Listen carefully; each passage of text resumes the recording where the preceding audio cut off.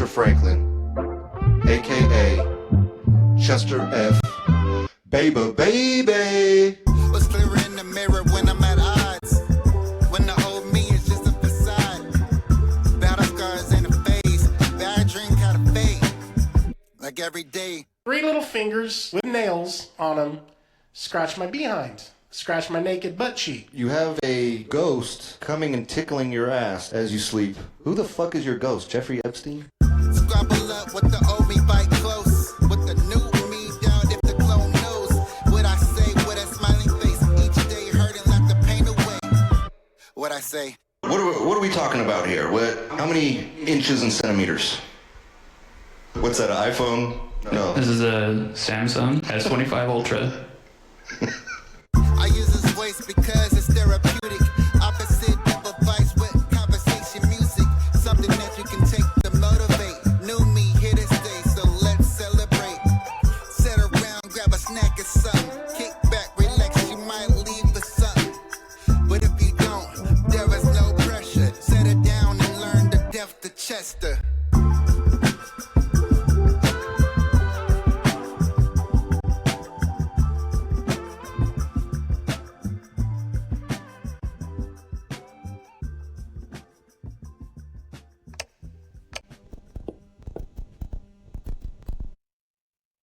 Welcome back, Death to Chester fans. I am your host, Chester Franklin. This episode is a little bit of an experiment for both of us because I'm supposed to have an intro at the beginning of this episode. That's right. I finally had my intro song recorded by the artist Albie Soundoff. You can find him on Instagram @ ALBY Soundoff, all one word. Produced by the artist @ on Instagram. Official BENET. Official Bennett, all one word. I thank them greatly. I've been waiting a long time. It's kind of part of the reason, most of the reason why I have not come out with the episode in so long this time around I was waiting on my intro song. But then it gets better. Terry Robbins has a cousin named Elijah. And he's somewhat of like the editor, or I don't, mean to disrespect Terry Robbins, but maybe the assistant producer of his podcast, The Haunted Observer on YouTube. And shout out Terry Robbins and his podcast, Haunted Observer. You can find that at youtube.com @ Haunted Observer -9 number 9. Wait, no, -V9U. Sorry, Terry. I messed that up. But honestly, like half the people that watch my podcast don't even know how to spell observer. So, we're all in this to get smarter. We're all in this to get better. And, that's the whole theme of my podcast is putting away the old you and bringing about a better version of you. So get smarter, pick up a dictionary, pick up a thesaurus, learn how to spell, and figure out how to find all these people that help me with my podcast. It takes a village to raise a child. It takes more than one person to create a podcast. And honestly, I can use a better editor than myself. That's why this is really 50-50. When this episode comes out, this is episode 10 of the Death to Chester podcast. This is really a 50-50 chance that you're even going to see the intro at the beginning of this podcast. there's been several times where I have recorded for around an hour and only to find out that it was not usable and I had to record again. So sometimes that has to do with delays. I try to do most of this by myself, but I can't honestly have you listen to me from 30 minutes to an hour, also wrap my own intro, also try to figure out how to make my own beats, also edit my own stuff. So I really do appreciate, once again, @ I'll be sound off on Instagram for the lyrics. His producer, Official Bennett, with one N, Benet, no spaces, on Instagram, and at Haunted Observer. I'm gonna get it right this time. -V9U. Check out Terry Robbins' podcast. Check out Albie Soundoff's page. Check out at Official Bennett's page. It's a group effort, and I do really look forward to actually having Albie Soundoff as a guest, because his life and my life crossed paths about 23 years ago, 20 to 23 years ago. And I think that would be a really good episode. But here we are. And I'm looking in the camera, and the lighting really does no justice to my skin tone. I look like in Twilight, there's that movie Twilight, and there's the werewolf and the vampire, and I kind of look like the vampire, but I promise you, if I had recorded this earlier in the day and I had some natural sunlight coming through the window, you would have seen a little bronze. But it is what it is. It's not about skin tone. I'm not a racist. I hope you're not. I hope that you're not prejudiced against skin tone. I just hope that you appreciate the content of my character, which I want to bring across as honest, moral, handsome. I guess that's not a characteristic. That's a detail. But I just want to be honest. Judge me not by the color of my skin, as Martin Luther King would say, but the content of my character. Content of my character lately has been a little fucked up. I have been working on that. I just went through a day and a half of withdrawal, sweating, throwing up, and I feel a lot better today. And so the struggle goes on to get back to where I was at the beginning of this podcast. I felt like I was more alert, a little more clear-minded. I've gone through some court processes as far as child support and such goes, in my personal life, and just getting that done finally releases some of that anxiety, some of that reason to kind of dull those thoughts with alcohol. I'm getting there. Am I perfect? Still not. When I get perfect, I'll let you know. I mean, I won't even have to let you know. You'll just kind of know. But I don't think I'll ever get there, if I'm being honest. I'm always going to be a flawed creature. And at some point, you'll have to take that or leave that. There's something about me that never really wants to be perfect. I'm not a type A personality. And I don't particularly care what everybody thinks, because no matter how hard you try, they're going to have that opinion about you anyway, whatever that may be. And so I'm just here. I'm just sharing my life experiences. I'm sharing my trials and tribulations. And I hope at the very least you can appreciate that and take something from that, whether or not you go in this direction or that.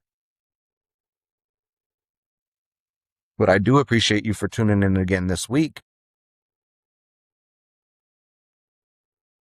I'm not here for the numbers. But I am here for you. Whoever is watching and listening, I am here. So this week, I'm going to bring in an old topic. I'm going to title this episode Life of Crime. I just turned 36. I'm getting old. I wouldn't say I'm all the way up there. I wouldn't call myself a unk. I have been called that. But I feel like to be a unk, you have to be like one of the old crackheads that still run around the neighborhood. Excuse me, my headphones are sliding off.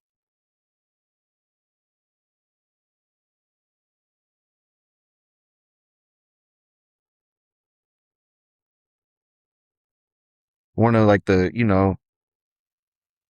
50-something-year-old alcoholics and stuff like that. I never denied being an alcoholic, but I never been just out in the streets, out in the hood, like, dead drunk trying to preach to the children. I ain't no fucking unk. I'm not going bald. I would like to think at 36 I'm still a big brah.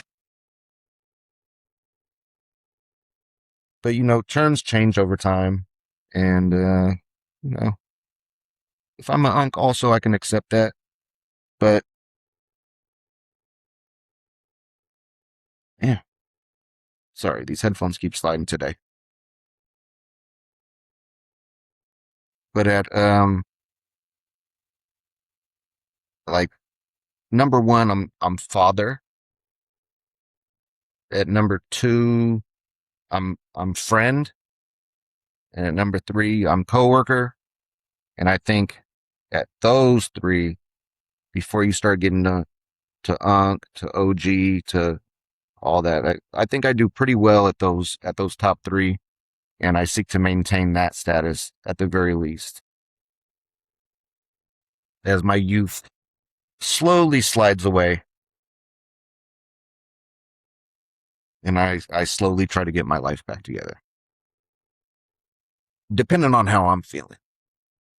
But again, today's episode is going to be called Life of Crime. This is episode 10 of the Death Detester podcast. And my life of crime started fairly young.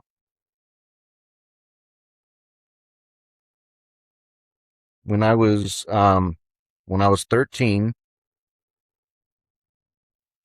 I got arrested. It was the summer before, it was the summer of my 14th birthday, so I wasn't quite 14 yet.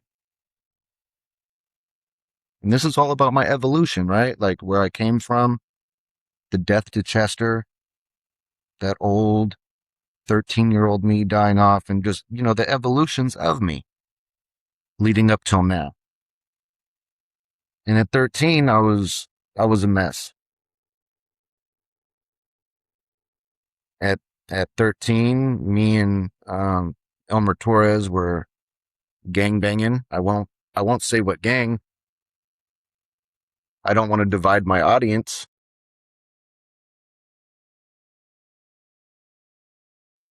But even before I met him, I was robbing houses. And I didn't do this with any of my friends from the projects at that time. I did later. I wasn't doing this with Elmer Torres. And I love that I use his government name. But I can because he's innocent in all of this. At 13 years old, I was not robbing like multiple houses, but I robbed a particular house with I hope this doesn't get edited from you. I wonder if I can spell it without getting edited from YouTube, but like Nowadays we would call them a stud or a DYKE. And I don't even think she had experiments or experience with any females at that time yet. But you could just kind of like tell she was kind of like tomboyish and stuff like that. And I was kind of absorbed by her because even though she was ugly, I mean, her face was very ugly, but she was starting to let guys around my age like lose their virginity to her. And I knew I didn't want to lose my virginity to her. I knew I could do better. But I just remember her moving into a new house and her mom and all her family was gone. And we were just kind of like in her new house and it was still pretty empty. Nothing was moved in yet. And we had a little airsoft gun fight. And then, then we would go into her room and she would lay on the floor and take her shirt off. And she had these big titties. And they weren't saggy. They were big and supple. And she would let me kind of like, this is going to sound a little bit gay, but it wasn't because of what I was doing. But like, basically like I would get on top of her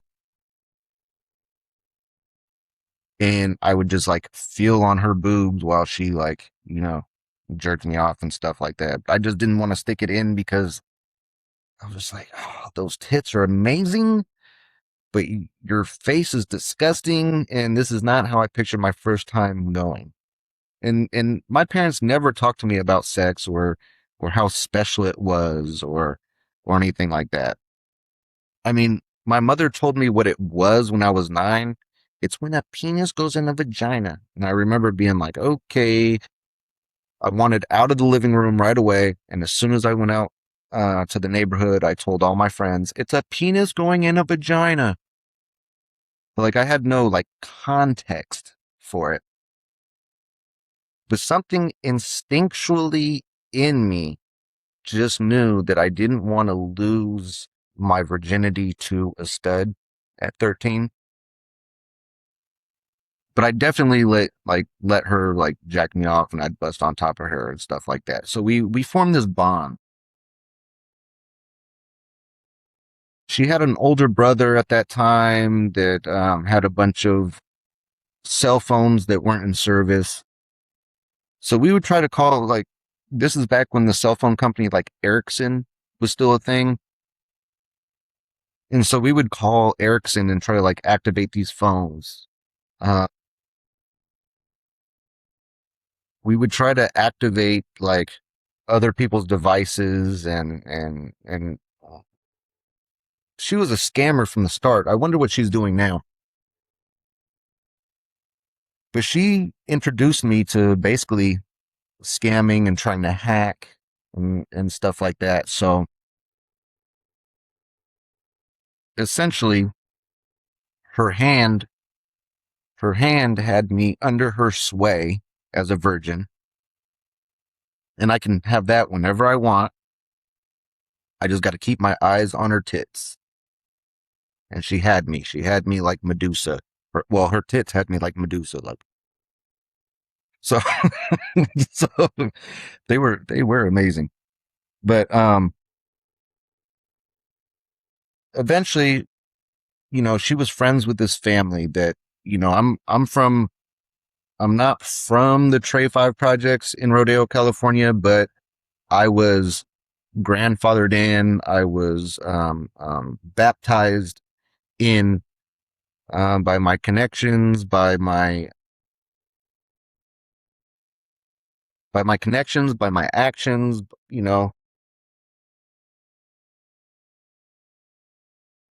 and so she was the first person to kind of like show me that there's people outside of the projects. They're up here and they have money, like they have serious money. Like while you're over here doing these like little things for chump change. Like there's people up here that like they're on vacation right now. And back in those days, I know now like there's I don't even know what they're called, but the iMacs, I guess, the Apple laptops, those nowadays are like 3,000, but the laptop that I'm recording on right now is like $250. This was unheard of back in those days. Every laptop, no matter how shitty, was $3,000-4,000 back in these days. And so she knows the alarm code. This family, they go on vacation. She spent the night there. This friend of mine, this stud that would jack me off. She spent the night there, and she overheard one of the kids say what the alarm code was. And she did her investigating and found out which windows had an alarm on them and which ones didn't. And so one day, I want to say they went to Hawaii or Disneyland or something, and I was 13 years old. It was a couple weeks from my 14th birthday. And she came and got me. She said, hey, they're on vacation. I'm going to hop through the window. I'm going to disarm the alarm. And we're in business. And I said, okay. You can't let a stud be more, more hardcore than you. You're a boy. You're a real boy. Like Pinocchio. You know what I mean? Like, so I go. And I tell you everything that I always tried to ask my parents for, and maybe, they couldn't do. Or they would just refuse to do, or I was too bad for them to do, or I mean, I didn't get into selling drugs and robbing houses because my parents were fucking, millionaires and shit, Let's put it that way. My dad was a hard worker, but let's face it, he was paying my mom child support for 2 kids and alimony. I know right now what that's like. I'm experiencing that same thing. I don't care if you make close to $200,000. It turns to shit when you're in that position. You're not making shit. As much as you're making, you're not walking away with shit. And so even if you want to spoil your son, even if you want to spoil your daughter, you really can't, because it's going elsewhere. It's being, siphoned off. And so I'd like to believe that my parents wanted to spoil me in that way. I don't know if they did want to or if they didn't, but I would like to believe that. But they weren't able to. And so I seen this house, and I had the inside spy. I had the stud that already had an inside view of everything in the house and the items and everything, and it was everything I wanted. They had the motor scooter. They had the laptop with internet access. There was no Wi-Fi at that time. You did have to plug into the landline. So let me correct myself on that point. I don't know if the computer had internet access or if it was my Nana that had internet access, because after I stole this computer, I used to just like plug it into her landline, and I created like an AOL account.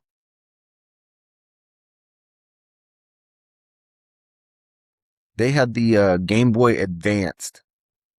2 of them. They had beepers. You have to be old enough to remember, like pagers, beepers. I had 2 of those. I stole a $1,000. Well, the insurance was for $1,000, but it was a diamond ring. And when the police raided my dad's house, I flushed it down the toilet. And that $1,000 translated into what do they call it? Restitution. That added to my restitution bill.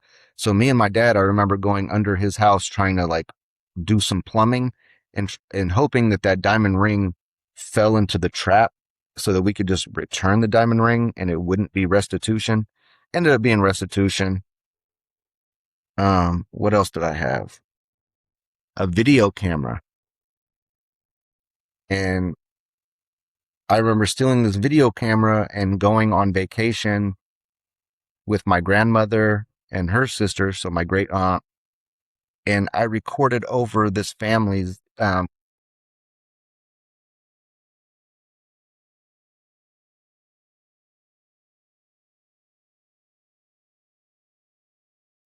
had to wait for the sirens to go by. I don't know if you could hear that or not, but the sound bar looked like it was picking that up. So,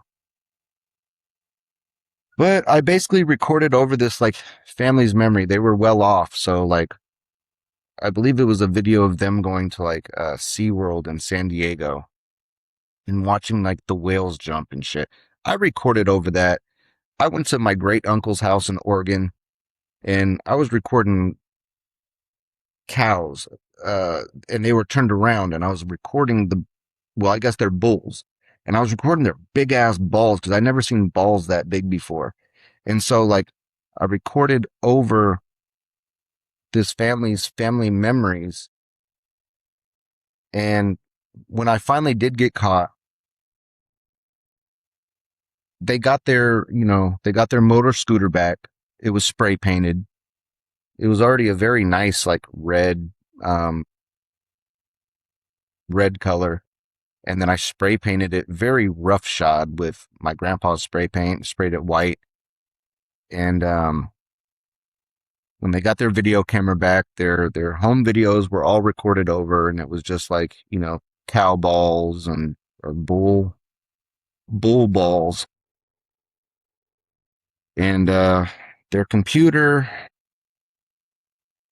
I don't remember what happened to that, but they supposedly got that back. But to this day, I'm pretty sure I can access the account that I used.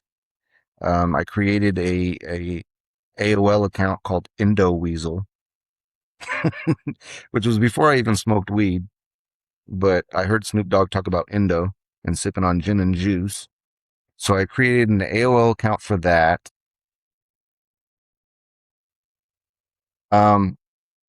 They never got the diamond ring back.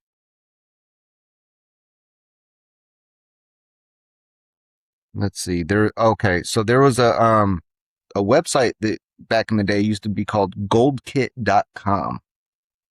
And you can send like however much. They send you an envelope and you send like a bunch of gold to them. And then after you send it to them, then they cut you a check. And so basically what this stud did was she got me to rob the house with her. And then she allowed me to basically keep everything. So I got to keep like basically everything. And so I had all the coolest shit that I always wanted. Again, the motor scooter, the video camera, the laptop with internet access. I got all this jewelry in gold. I don't even remember what she kept. But you would send all this stuff to goldkit.com and they would send you a check. And I remember sending like stuffing this like envelope filled with gold. And I think they sent me like, I don't know, maybe $60 for it, even though it was stuff. Then I had this fake ass silver, like that you get from a smoke shop, but this like fake ass silver, like G-unit spinner that was only like the size of a 50-cent piece. The real G-unit spinners were hella big if you watch like the music videos and stuff back in the day. It was this like small one. And I sent it with like another fake piece.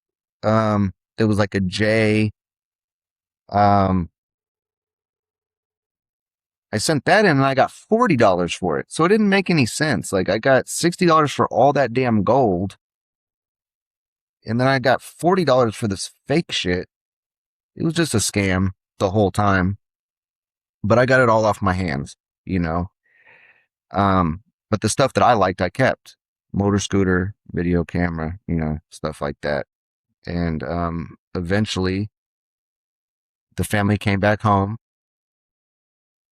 and they kind of had a feeling what was going on, and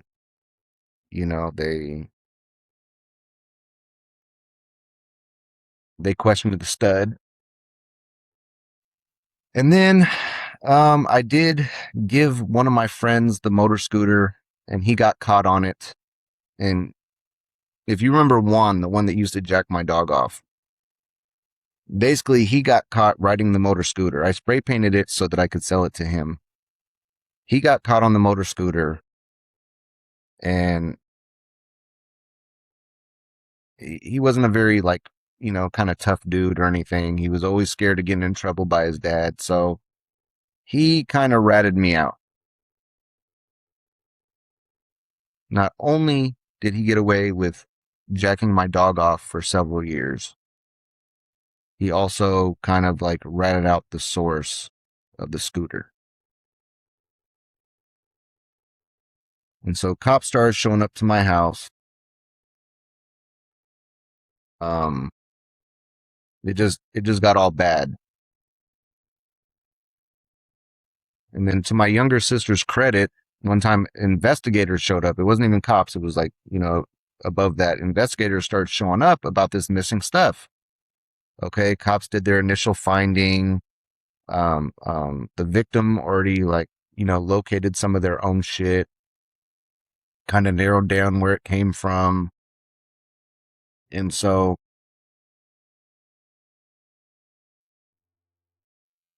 that led the pathway to basically, well, to my sister's credit, when the investigators came, she was trying to hide stuff, and it actually made it look worse on me. And they're like, oh, if you're not guilty or if you didn't steal, why is your little sister trying to hide stuff from you? I mean, from us and all this kind of stuff. So, long story short, I ended up at 14, just turning 14 years old, catching a felony for first-degree residential burglary, which I was looking at a 1-year sentence at 14 years old.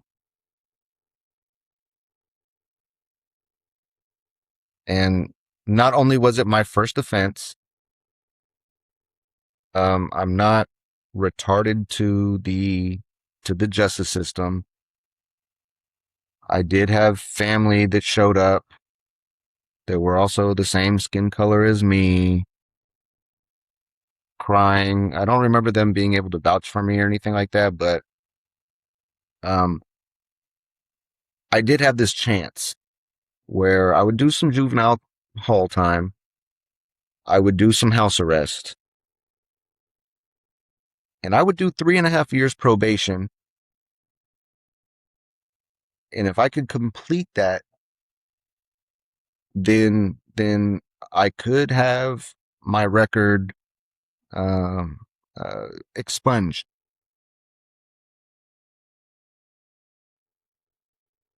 The problem with that was after turning 14, even though I was on probation, I knew I couldn't smoke weed, but I learned, I don't know if this is even scientifically proven or not, that you can do cocaine and ecstasy, and each of those only lasts 3 or 5 days in your system. So I just didn't smoke weed, and I would risk doing cocaine and ecstasy from the age of 14 up to 17 and a half or whatnot, and just hoping that my probation officer didn't call me for a drug test that week. And I passed every drug test, even though I was doing ecstasy and I was doing cocaine. I passed every drug test, and I made it very close to the end of my probation. Here's the thing.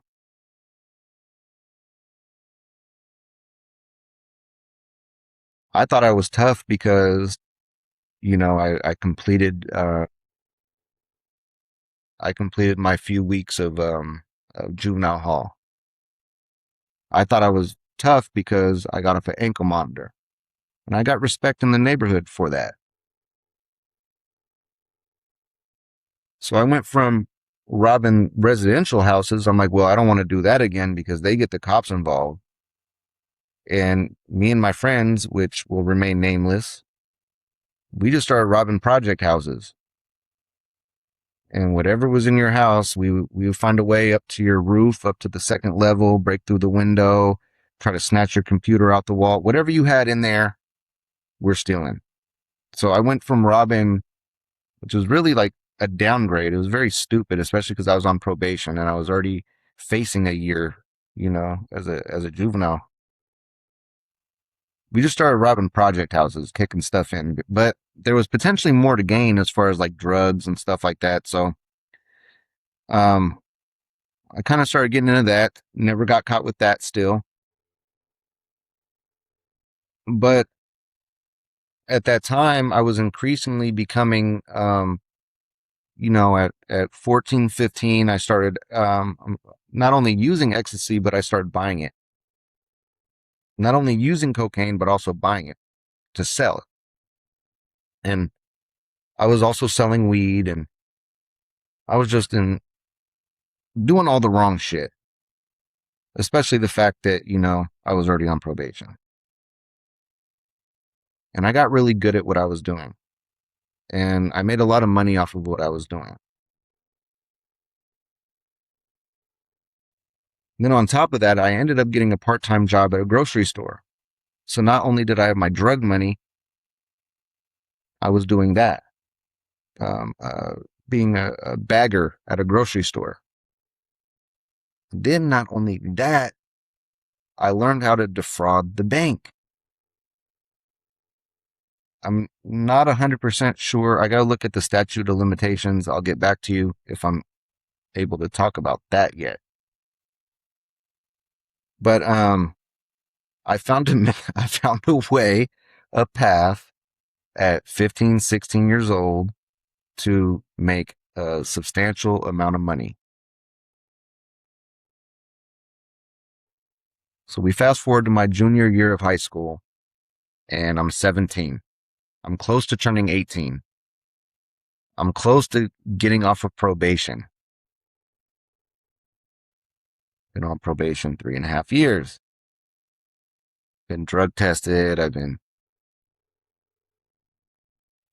I owed $3,500 in restitution. I served my time. I did my crime. I'm just trying to start fresh. The thing is, at this point now, I'm selling,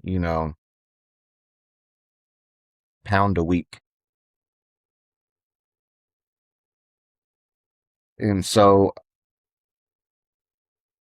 one day, so I became religious at 17, and I became a Muslim. And I did the ritual where you become Muslim. It's been so long. Again, I'm 36 now, so I don't know if it's called the Shahada, but I'm pretty sure it's called the Shahada, but maybe I'm wrong. Correct me if I'm wrong in the comments. But I became Muslim at 17, and I would be getting high with my friends in the car, a few younger people than me, and then a few like my age, and I would try to convert them all to Islam, because you're supposed to be guaranteed a spot in heaven if you bring somebody to Islam. And, I didn't want to continue in the path that I was going.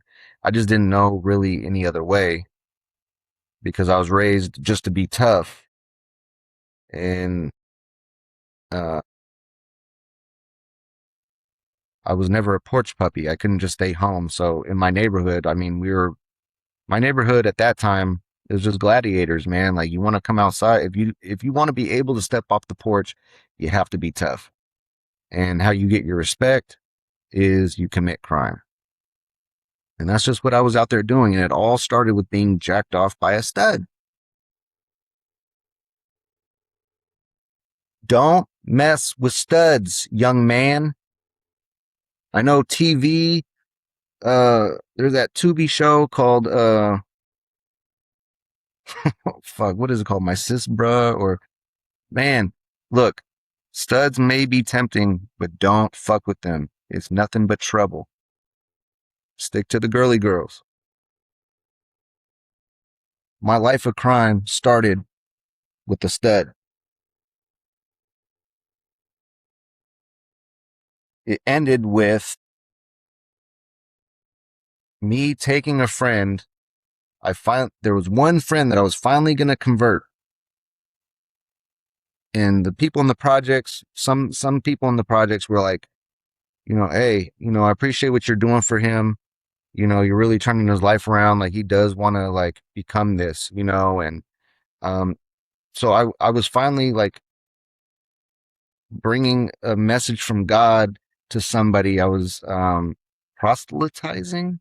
I don't know what the correct word is for that, but I think that's the correct word. Again, correct me in the comments. But I was bringing somebody to the light, somebody who was without God. I know I'm a Christian now, so you would want to bring somebody to Christianity, but when you're a Muslim, you want to bring someone to Islam. So to me, there's no wrong way as long as you're bringing somebody to God. The whole thing is that they discover God. So I skipped school. It's my junior year in high school. I skip school. I pick him up in the projects because he always skips school anyway. And we're driving through town, and it's close enough to around lunchtime. And I remember seeing my mom and my dad drive by me, and they wave at me and my friend. Because my school got off-campus lunch anyway. So it didn't seem like too out of the realm of possibility. So we're riding. That was by my mom and dad, who got back together when I was 16. They divorced when I was 4 or 5, and got back for about a year when I was 16 into 17. And so, now I'm 17. And so, yeah, we ride by them, throw the peace sign, and then little do they know, I'm about to go pick up a few ounces of weed. Somebody from high school tells me he has a connect on some ounces. This guy, not the connection, but the guy that has the weed, he just got out of San Quentin apparently. And when you've been surrounded by the right OGs, which apparently I wasn't, you don't even go deal with somebody that just got out of prison because they're probably a rat, or it's too risky. Even if they're not, it's just too risky. You do not go buy drugs from somebody who just got out of the pen. But, you know, this guy from my high school, he's the middleman. He's like, hey, I can get you this, I can get you that. And 06, 07, the Bay Area was going through a major drought with weed. The Jacka and the Burner, they came out with an album called Drought Season. Like there was a serious drought at the time for some good weed. So my whole thing was I need to stay in business. So this guy from my high school, I'm not going to defame his name, even though he deserves it, told me, hey, I know somebody who has this many ounces, and I was selling a lot at the time, so I needed to maintain that. I can't go back to selling an ounce a day. Like I need to have more. So he said he could get that for me. And so I'm with my friend. We're supposed to be on our way to the mosque. Well, I'm supposed to be at school, but we're supposed to be on our way to the mosque. It's his first time he's going to go to the mosque. But before we go to the mosque, we have to make this run because I need to keep my weed supply going. And the middleman, he goes. I give him the money, and he goes to go get the weed. And while me and my friend that are supposed to be on our way to the mosque, we're waiting at a park a little bit down the street, and I see a Ford Taurus pass. And it's just like some fucking scene from Miami Vice. It's some dude in a Ford Taurus and a Hawaiian shirt. And I remember making like a comment to my friend. I was like, oh, that looks like an undercover. I don't make much more note of it than that, but like there's no way like TV is this accurate as real life. So the middleman, he comes back, he brings back the weed and he tells me, "Hey, I got a cell for you, downtown over here at the we call it the bait shop in my town. It's a liquor store, but they also sell bait." So, okay. I said, "I'll follow you." So I get in the car, me and my friend get in the car. We're going to go make one more sale before we head to mosque. And we weren't even able to make it down the hill before 5 or 6 police cruisers are coming up. They flip around the median, get behind us coming down the hill. The middleman, he dips off and one car chases him, I guess to put on a show. I don't really know. I make a left because I'm getting ready to take the freeway on ramp towards Vallejo. And yeah, there's maybe 4 cruisers behind me at that point, and guess what? Behind them was that Ford Taurus, and it was that guy in the Hawaiian shirt. I got caught in a raid. They raided my car. They found the ounces of weed. And not only that, I had a scale in my car and I had baggies in my car. And of course, I had a cell phone on me. So, cell phone, baggie, scale, and product. You cannot argue that that's for personal use at that point. And I was a week away from my 18th birthday. I was either close to getting off of probation or I just got off of probation, but I'm about to hit my 18th birthday, and here's my second felony.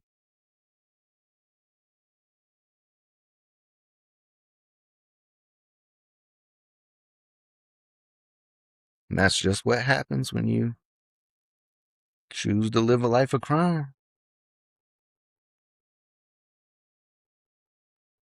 I still have nightmares of to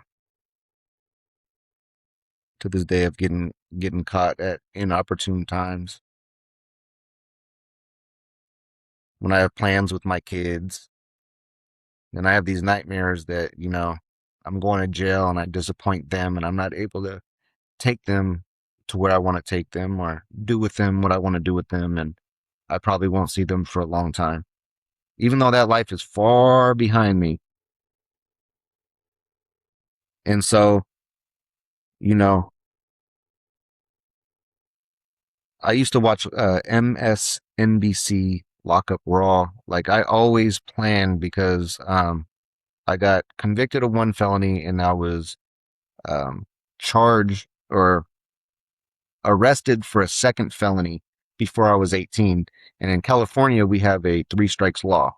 So I always figured I would do the rest of my life in prison at some point. Like if you're already at 2 strikes at 17,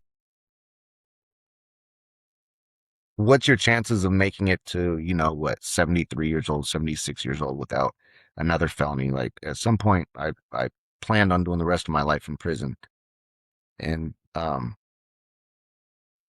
by the grace of God, I was at one of the lowest moments of my lowest points of my life. When I was 21, I got arrested for a DUI.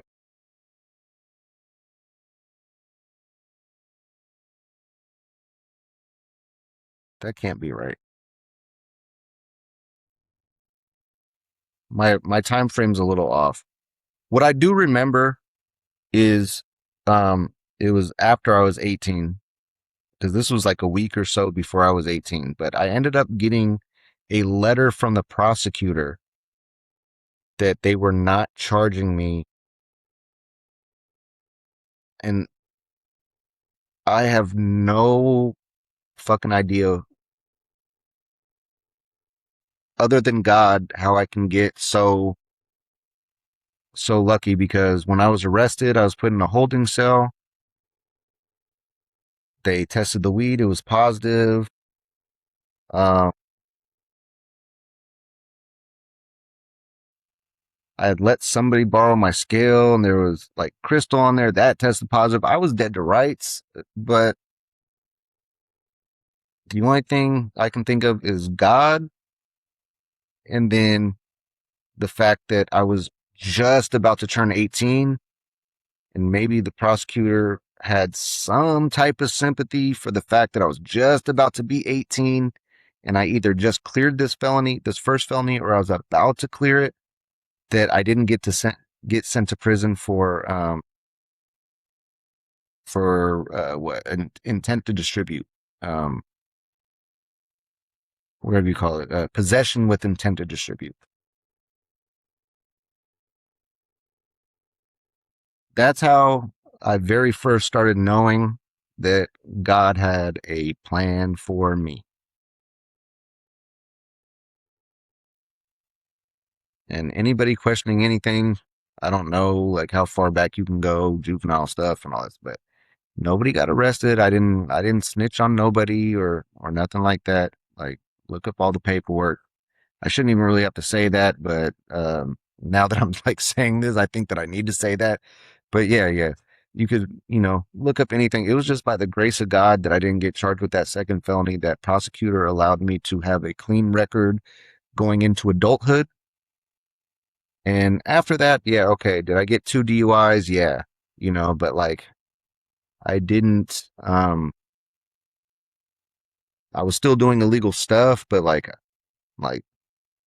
after 21 with my daughter being born, I kind of like backed out of the life of crime little by little. I was still selling guns. I was still kind of doing like some stuff here and there, but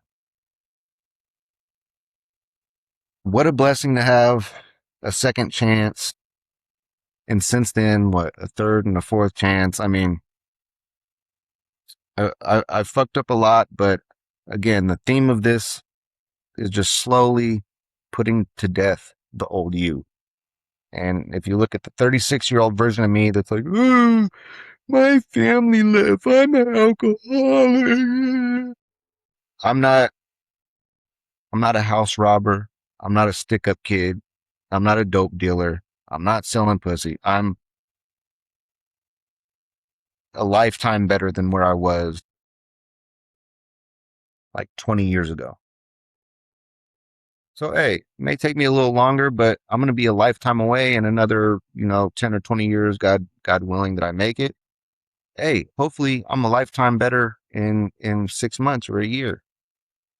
I'm working on it. I'm a work in progress. I don't think it's ever going to stop. I just hope that at some point I'm just able to live with myself and my circumstances and live life on life's terms, because that's been my biggest struggle. But um I used to get fired from every job I worked, and my longest job right now, I'm still there after 11 years. And so definitely made some progress. So hey, maybe the old Chester isn't all the way dead, but if he's not all the way dead, then he's more like a zombie where like he's dead. He might still be walking, but he's really dead. So I'm basically there. All right, everybody. I'm going to try to stop this episode now and see if I can even plug the intro into this. But one more time, shout out Albie Sound Off. Well, at Albie Sound Off on Instagram. Shout out at Official Bennett on Instagram. For both of them, it's all one word. And shout out Elijah, who is a guest and what would you call it? Like a partner producer of Haunted Observer. So on YouTube at Haunted Observer dash V9U, and that's on YouTube. And if you enjoyed this episode, go ahead and pass it on. And maybe a lot of ranting. I hope it wasn't all over the place. I tried to make it as fluid as possible. Teach your sons to stay away from studs. They're bad influences.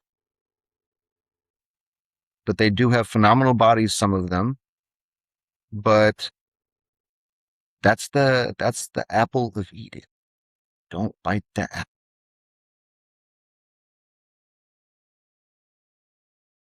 And that was as concise as I can make. 27 years.